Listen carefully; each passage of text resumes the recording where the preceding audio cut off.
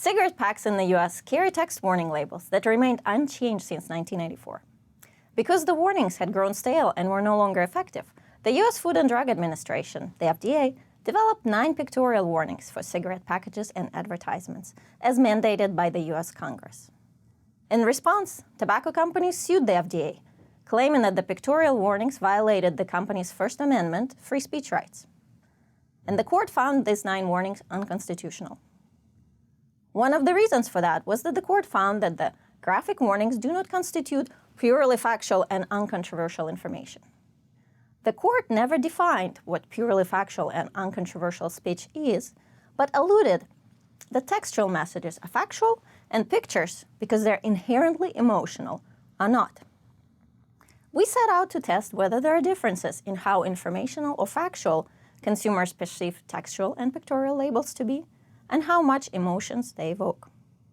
We created 81 labels, pictorial and textual, in a variety of forms. Some showed gruesome consequences of tobacco use, such as oral cancer. Others portrayed effects of smoking in graphs. Textual messages were used as well, with some showing statistics and others mentioning the smoker's loved ones. We also used stories of real people. Participants were 1,836 US adults, never smokers, current smokers, and transitioning smokers, which are those who either quit in the past 2 years or are currently trying to quit. Each participant saw 9 labels. After seeing each label, they reported to what extent the label was informative, portrayed actual risk of smoking, was based on facts, and so on, which was combined into a perceived informativeness scale. They also reported their emotions. For example, how sad, angry, worried, guilty they were when they were looking at the label, which was combined into a single emotion scale. What we found was there was no difference in ratings of informativeness between text and pictorial labels. There were no differences when we looked at all participants together and when we examined never smokers, current smokers, and transitioning smokers separately. Participants felt slightly higher levels of emotions in the pictorial labels, and there were also significant positive correlations between emotion and informativeness.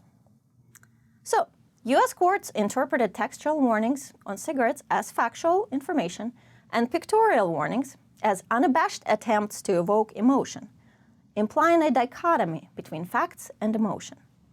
Several legal scholars criticized the court's decision that emotional pictures should not be allowed as informative disclosures.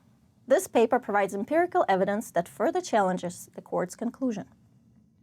This study demonstrated that, in contrast to the court's assertion, consumers in the US perceive both textual and pictorial labels as factual and informational. Both textual and pictorial labels evoke emotion, and the informativeness and emotions of warning labels were highly correlated. In defending the next set of warning labels, the FDA can use our evidence to argue that any communication of information about health consequences of tobacco is, by its nature, emotional, but that such a finding should not render a warning any less factual or uncontroversial.